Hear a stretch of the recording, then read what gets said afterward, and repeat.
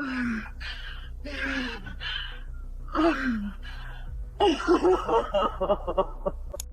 know this was a lot. You want to sit down over here at the bench? On October 21st, 2023, a quiet Georgia neighborhood woke up to devastating news. A 20-year-old young father, Edward Thompson Jr., had been gunned down in the middle of the night. Crazy part is I didn't even hear the freaking gunshot. His best friend, they know each other since they were young.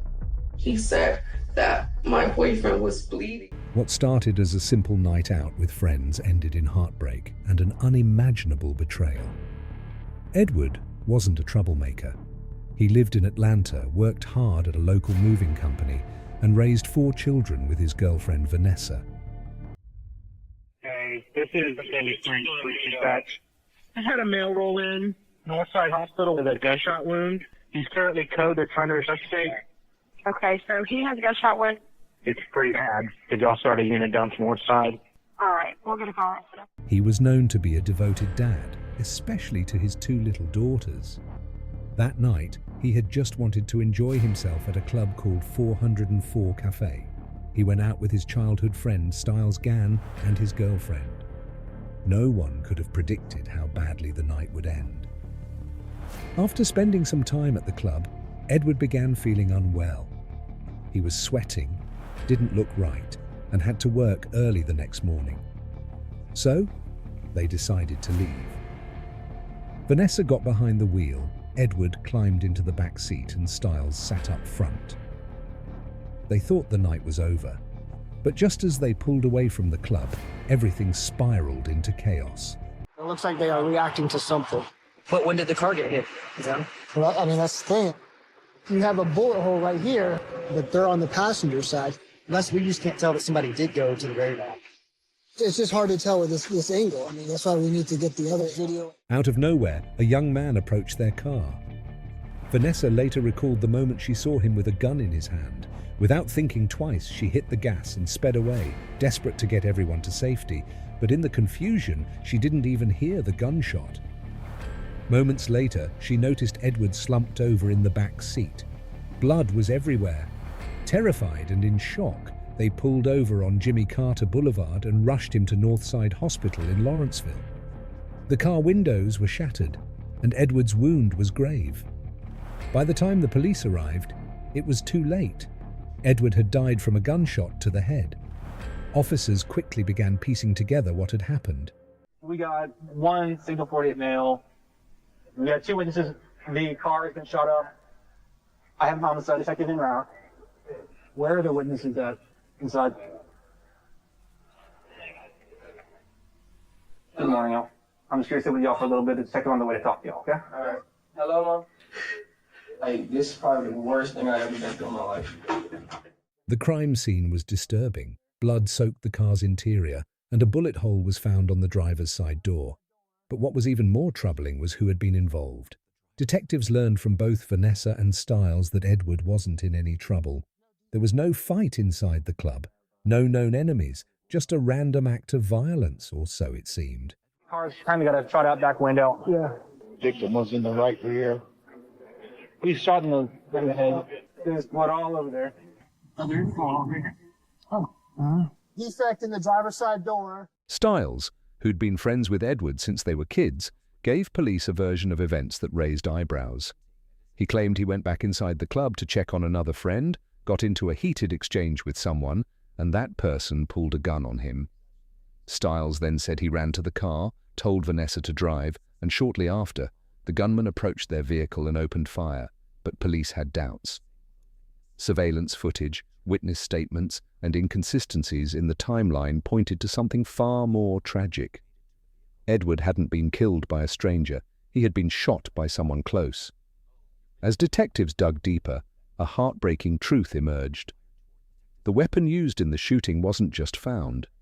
It was traced, and it led right back to Styles Gann. Edward had trusted him with his life. That trust cost him everything.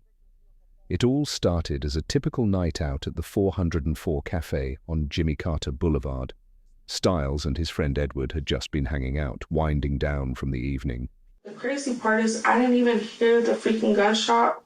his best friend, they know each other since they were young. He said that my boyfriend was bleeding, and that's when we pulled over, and I was holding him because I just couldn't believe it. So I'm like, bro, like, we gotta go to the hospital right now. There wasn't any drama, at least not at first.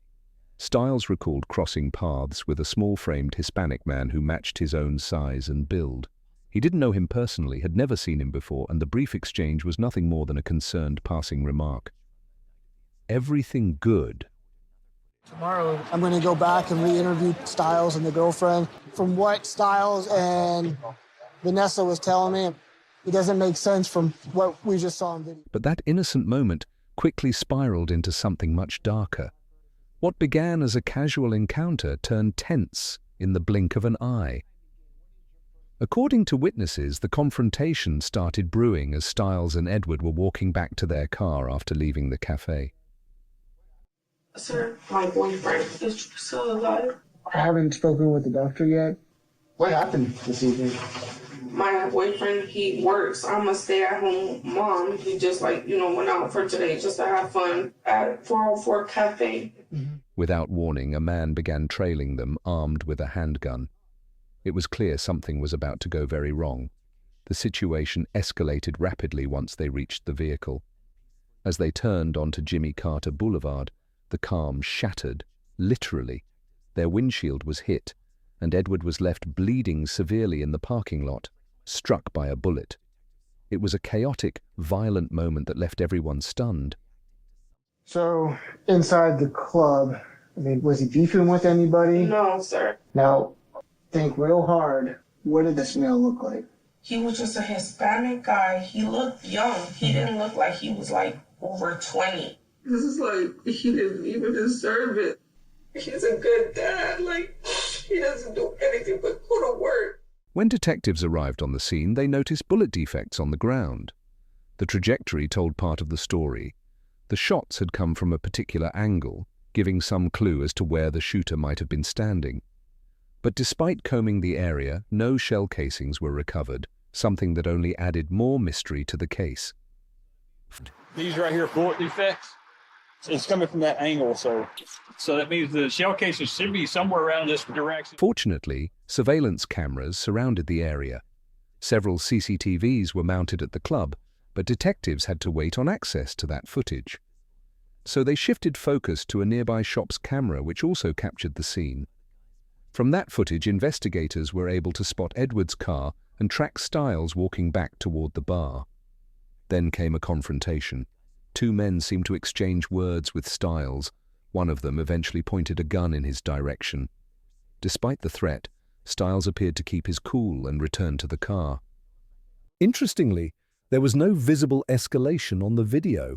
No shouting match, no visible fight, nothing to suggest the situation had gotten out of control. Stiles and Edward pulled away peacefully. There's some questions I need to ask. I got video footage from the location, Yes, sir. okay? So please, let's just start from the beginning, okay? So you see... I see a whole bunch of guys, they started screaming out, West Side, West Side. It's a certain guy walking up. He just pulled his gun out, and he was pointing it at us. I just remember, I just pulled off trying to avoid. But just as their vehicle left the parking lot, something caught the detectives' attention. Something that completely changed their understanding of the incident. The men who had been threatening Stiles suddenly ducked and reacted, almost like they were under fire. Their movements suggested they were dodging something, possibly bullets. This implied that shots might have come from the car itself, a revelation that didn't match the story detectives had originally been told. There was damage to the vehicle, a bullet hole, but it was on the passenger side. The problem was, the video angle didn't give a clear view of who might have fired first, or whether there was return fire from the car. Without footage from the cafe's own cameras, it was difficult to make a definitive conclusion. Unfortunately, downloading that footage would take at least 13 hours due to its large file size. But one thing was becoming clear.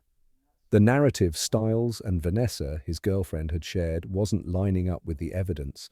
Investigators knew they'd need to re-interview both of them. Hey, man. Good yourself?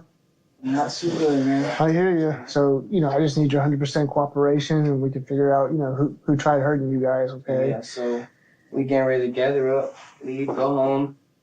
We came out the club. We was probably in the car for no more than like 2 minutes. Next day, detectives returned to Vanessa's home to revisit her version of events. She agreed to speak with them again, visibly shaken and emotionally drained from the ordeal.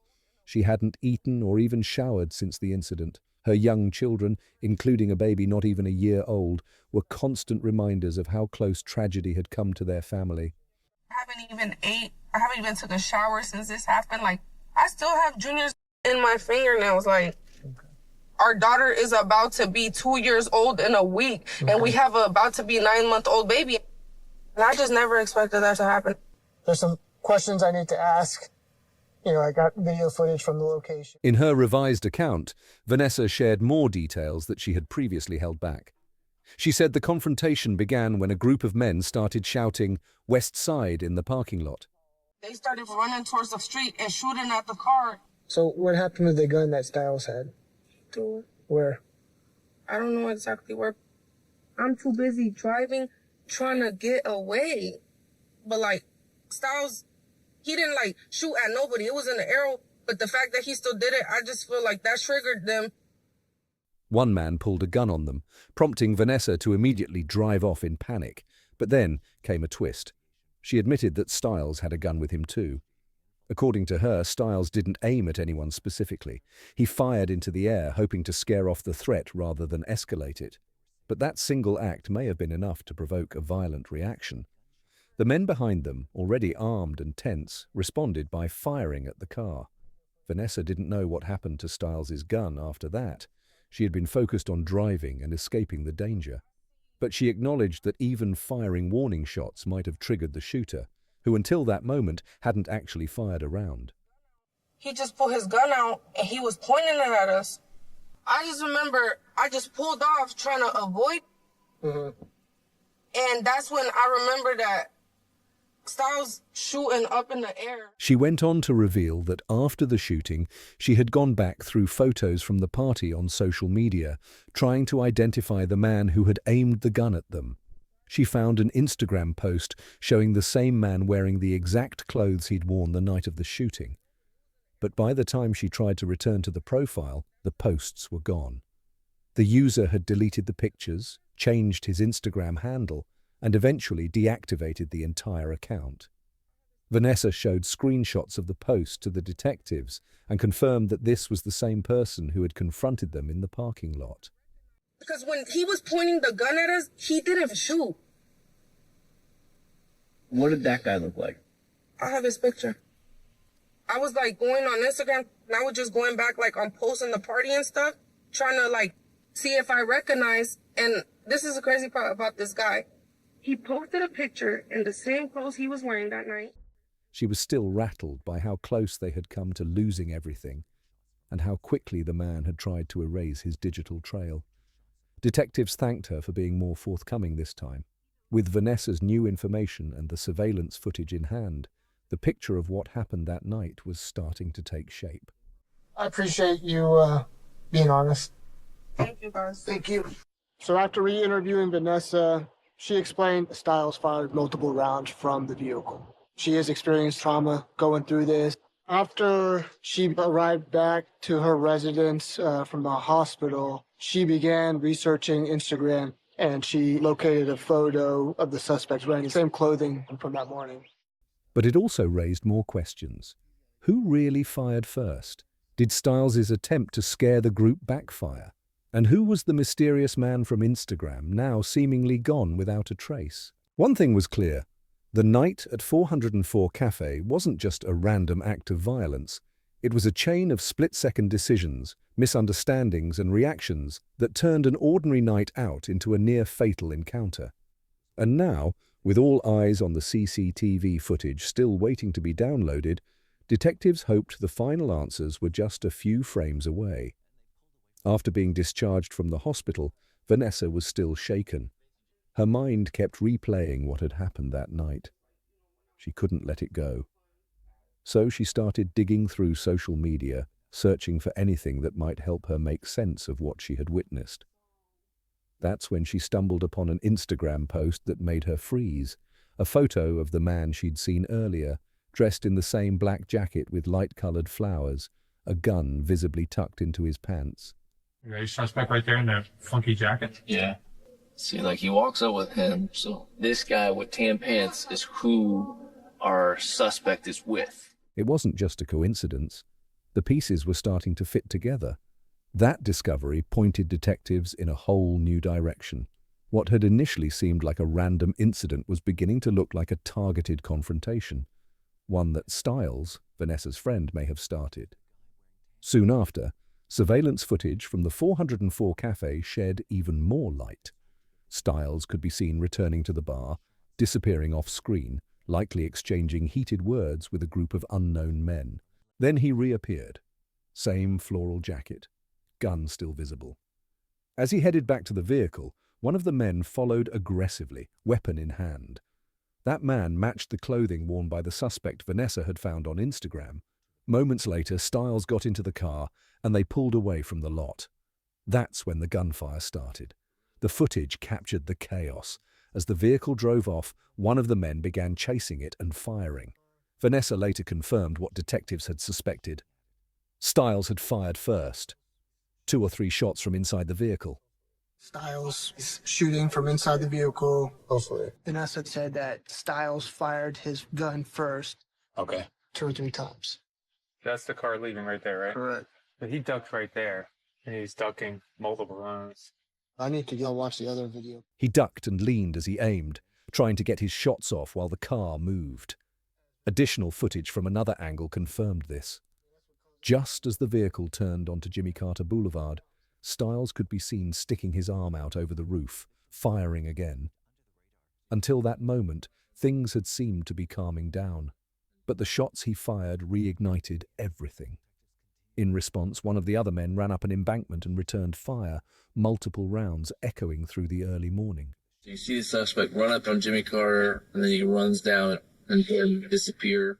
The footage reframed the incident entirely, putting the spotlight back on Stiles. The detectives, now more suspicious than ever, moved quickly to arrange a second meeting with him. When they called his residence, a family member answered. She agreed to bring him in to speak with investigators. Meanwhile, detectives kept digging through footage, looking for any clue that could help them identify the shooter. Hello? Hello, ma'am. This is Corporal Blackburn with the Gwinnett County Police Department. Yes, sir. Hey, I was just trying to get a hold of Stiles. I just had some follow-up questions. Is he available? You're trying to have no really good time right now. Right. Well, unfortunately, due to this type of investigation, it's best that, him and I sit down in person and go over everything. Okay. That's when a red truck caught their eye. It was seen leaving the parking lot right after the shots were fired. They traced the truck back to the moment it first entered the area and got a glimpse of the man who stepped out of it, tan pants, walking alongside the guy in the floral jacket. That was their connection. The tan pants man seemed to be with the suspect seen on Instagram. They arrived together and they left together. Luckily, a flock camera picked up the truck's license plate as it left the scene. That small detail gave detectives a name. The vehicle was registered to someone from the west side of Atlanta, not a local. As they dug deeper, another break came. The red truck had recently been involved in an accident, and multiple names had been listed in the crash report. Among them, Kevin Pacheco, a 20-year-old from Atlanta. Everything lined up. His appearance, his connection to the vehicle, and even his height matched what witnesses and surveillance footage had shown. Detectives now had a name, a face, and enough evidence to move forward. They began the process of locating Kevin. Around this time, Stiles arrived at the homicide unit with his mother. Detectives had already compiled a photographic lineup and presented it to him. I think that's him. What's his height on that kid? 5'4". Ooh, yeah, that's gonna be him. Because Stiles was like, yeah, he's on my size. I'm telling you, that's him. Without hesitation, Stiles identified Kevin as the man involved. His initials were placed next to Kevin's photo, confirming what the detectives had already suspected. Now it was time to confront Stiles. Detectives reviewed the original statements he had made and compared them to the mounting evidence. Vanessa's revised account, the Instagram photo, and the surveillance footage. None of it aligned with what Stiles had told them the morning of the incident. For sure, say him off the rip. You want to circle that number and you want to put your initials next to it? Couple Blackburn will be in here now to talk to you further about the case. He had said very little about firing his weapon. Now they knew he had fired first, from inside the vehicle and later over the roof. This wasn't a case of someone defending themselves after being attacked. It looked more like Stiles initiated the deadly exchange. They asked him to recount the moment he left the parking lot. He claimed they were just trying to get away from trouble, that Vanessa was driving and he was simply in the passenger seat, but he avoided any mention of the shots he had fired. It was clear he didn't want to admit to what had really happened. I did self-defense. I tried to defend my brother. How many rounds did you shoot from the car? I don't know. That's what I don't know. Okay. Still, the evidence spoke louder than words. The detectives now had everything they needed to move forward, not just with Kevin Pacheco, but with a clearer understanding of how the night unfolded. The red truck, the social media post, the surveillance footage, and Vanessa's updated story all painted the same picture. Stiles wasn't just caught in the crossfire. He was a central figure in how it all began. It all started like any other night out, just a group of young friends out to have fun. But by morning, one of them would be dead, and the others would find themselves tangled in a mess that would change their lives forever. Sylvia Stiles, a teenager at the center of it all, was brought in for questioning after a tragic shooting outside a club. From the beginning, detectives knew he was holding back. The footage they had wasn't vague. It was clear, and it didn't lie. Multiple cameras covered the parking lot, and the story they told didn't match what Stiles was saying. Detectives tried to make him feel safe, to coax the truth out gently. They weren't pushing aggressively, because they knew they were dealing with a kid who was scared and likely overwhelmed. They also knew that a confession, even a partial one, might help him in the long run. Vanessa, another person involved, had already given her version of events, and it painted a much fuller picture than Stiles was admitting to. When he kept deflecting, detectives finally decided to show him the footage. As they played the video, Stiles could clearly be seen in the front passenger seat of the car, leaning out of the window, something he initially denied doing. Even with the footage in front of him, Stiles hesitated to admit much. He offered bits and pieces, that he was trying to defend his brother, that he didn't remember how many rounds he fired, and that he threw away the Glock he used. He kept insisting that the other man had pulled a gun on him first, and that he acted out of fear. That's you hanging out the front passenger window, man. I didn't hang out no window. Listen. Like, Vanessa's already told me you fired multiple rounds at that parking lot. Like, I'm telling you, I don't know, man. You're on video. You're on camera. I'm giving you an opportunity to tell me what happened. But according to detectives, once Vanessa drove the car away from the scene and the immediate threat was gone, Stiles still leaned out of the window and fired several shots back into the parking lot, where people were still standing. That act, they said, reignited the violence. His shots led to a return volley of gunfire, and that retaliation killed his best friend. Stiles struggled to understand how his actions could be seen as anything but self-defense. I shot self-defense. He shot at our car. That's all I remember, man. Listen to me, okay? Once Vanessa pulled off, everything was calmed down, okay? You decided to lean out of the vehicle and fired multiple rounds back into that parking lot. From his point of view, a gun had just been in his face. His instinct was to protect his brother, maybe even himself. What he didn't grasp was the weight of firing into a crowd once the danger had passed. Downstairs, his mother was waiting, unaware of the gravity of what was unfolding. She believed she would be taking her son home soon. Instead, she was about to receive devastating news. Detectives sat her down and walked her through what they had uncovered. I'm just going to kind of give you a brief summary of what I learned during the homicide investigation, okay? Saturday morning, as they were leaving, Stiles, he was in an altercation with an unknown male at the club. Stiles had been involved in a heated exchange outside the 404 cafe. At some point, a man pointed a gun at him, causing the group to retreat to their vehicle.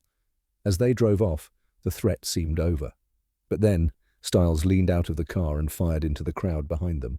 While the initial gun threat against Stiles was real, detectives explained that once they left the scene, he was no longer in danger, and by choosing to fire anyway, He had become the one escalating the situation.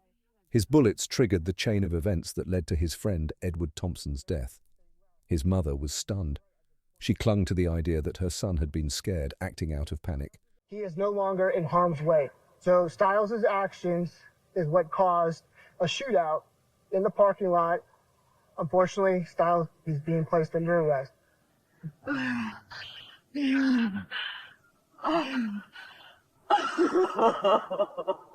This is real. But the law didn't see it that way. Stiles was placed under arrest on the spot. He couldn't believe it. In his mind, he hadn't killed anyone. He didn't understand that in legal terms, his actions had directly led to someone else pulling the fatal trigger. His moment of panic, his emotional reaction, had turned into a serious felony. He tried to hide what he'd done, but the evidence was undeniable. Surveillance footage and witness statements all pointed to the same conclusion. The investigation didn't stop there. Detectives still needed to find the person who had fired the deadly shots, Kevin Pacheco. For weeks, he remained out of reach. But 48 days after Edward Thompson's death, authorities received a tip. Kevin was tracked down by the Gwinnett County Fugitive Task Force to an apartment complex in Atlanta. Once in custody, Kevin was brought in for questioning. At first, he denied everything. He claimed he wasn't at the club that night. But again, video surveillance told a different story. The footage clearly showed him holding a gun and confronting Stiles in the parking lot. Even when detectives confronted him with the video, Kevin refused to fully admit to his actions. He said he remembered holding a bottle, not a gun. He said he didn't own a weapon. The detectives pushed gently but firmly, asking him to explain why he'd been caught on camera pointing a firearm at another man. Kevin, like Stiles, found it hard to come to terms with the idea that everything was caught on camera. I see myself holding a bottle right there. What was in your hand was not a bottle. Okay. So that night you had a gun, right? I don't even remember. I don't even have a gun. I don't even own a gun. No. We have video evidence that is very hard to dispute.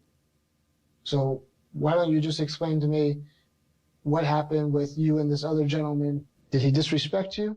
He looked stunned as the footage played. The reality of his actions, once hidden in the chaos of that night, were now laid bare. As detectives worked to piece the entire event together, a tragic and complex picture emerged. A young man was dead. Another was under arrest for starting the chain of events that led to the killing.